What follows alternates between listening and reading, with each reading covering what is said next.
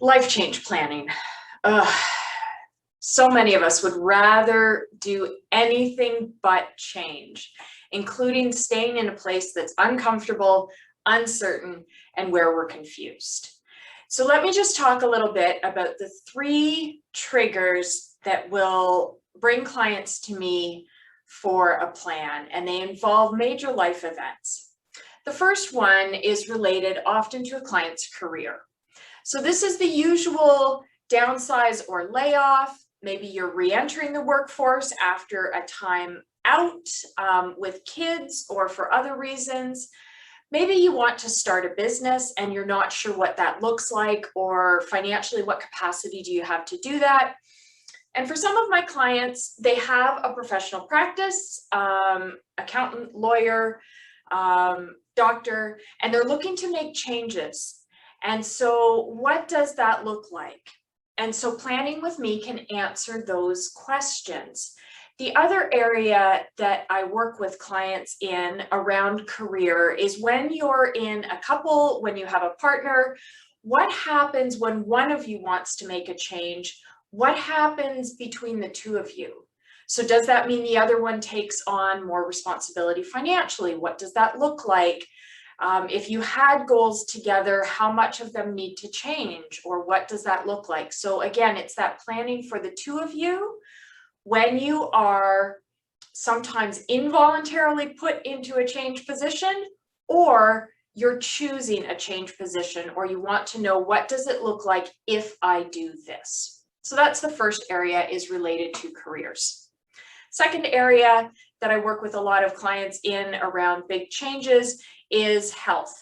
So either yours, a partner's, a family member's. And so that can be disability.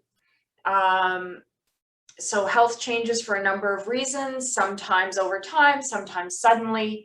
I've worked with a number of clients who have been in car accidents, and there are ongoing effects from that.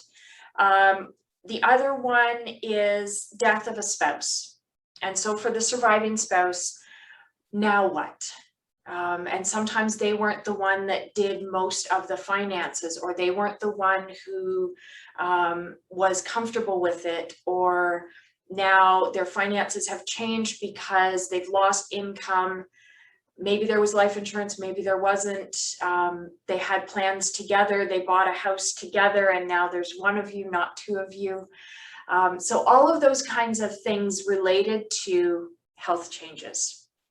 The third area that I work with clients in around major change is sudden wealth, or impending wealth. And if part of your mind just heard impending doom when I said impending wealth, surprisingly for some of us, that's how it can feel when a client either suddenly inherits, or they know that there's a payment coming. Let me explain a little bit more about that, just to give you a sense of what factors matter sometimes when you're a client and this happens. So a client that I had been working with for a number of years called me one day and said, I really need to see you right now. It's really important. I'm really worried. I received an inheritance from my mother.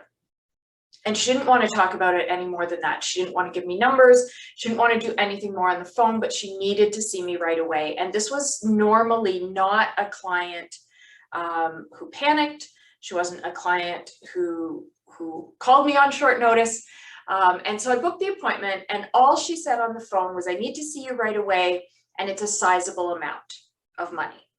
And so I had no idea what that meant.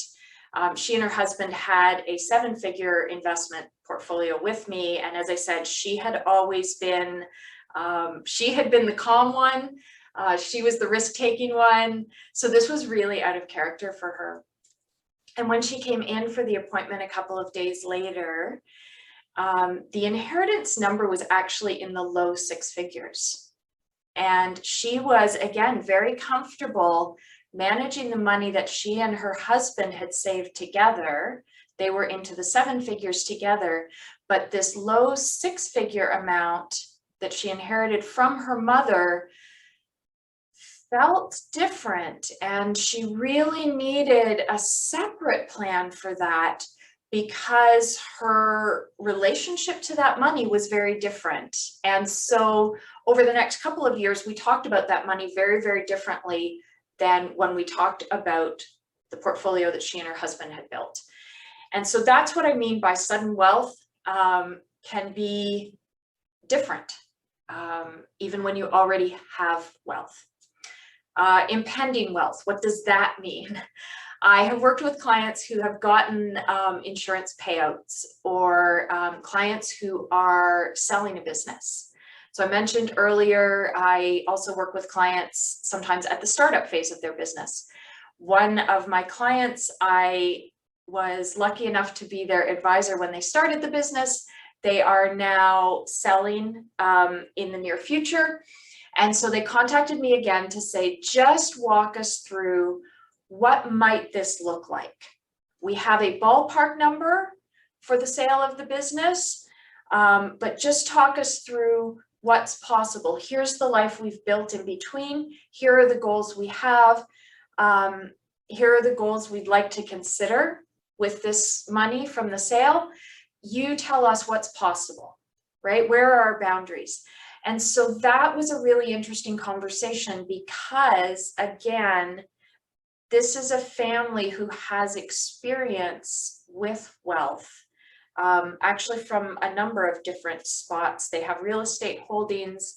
There was a previous family trust for one of the spouses, and yet this sale of the business felt different to them. It felt the same as when they were starting the business. And so part of my conversation with them was very similar when we were talking about cash flow and how do they manage the sale money and what's possible after the sale.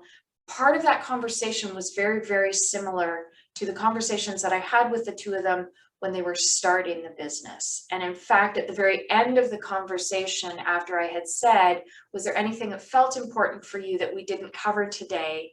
She said, yes. Remember when we had this problem when we were starting the business and you solved it? This feels like a problem again. And they were similar, slight differences in the mechanics. But she said, what do we do about this thing now? Because it's driving me crazy. And so we were able to solve that thing that was actually taking up a lot of brain space for her day to day. He didn't know this. It was a relatively easy fix for them. But again, it got them through the uncomfortable, uncertain feeling. Even though they knew they were overall financially stable, there were some things that actually they weren't doing because of the way they had set up their cash flow. So, as I said earlier, often we resist change, or we shy away from change, or we're uncertain even after it's already happened, or it is happening, or we know for sure it's going to happen. We don't want to get advice and look for solutions, partly because we're not sure that they're there.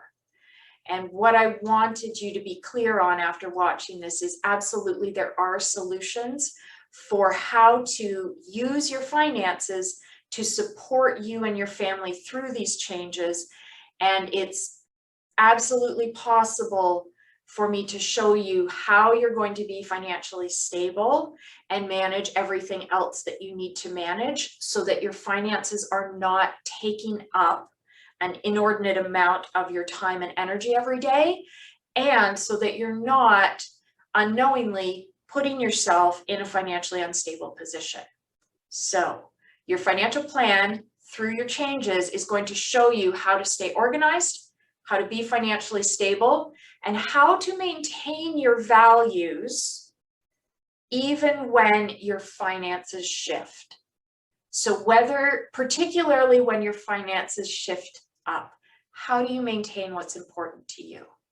And how do you use the money to support your values, not have your values get lost in the money? So hopefully that gives you a sense of not only what life change planning is, but why it would be beneficial for you. I hope this has been helpful. I look forward to hearing from you if you have questions.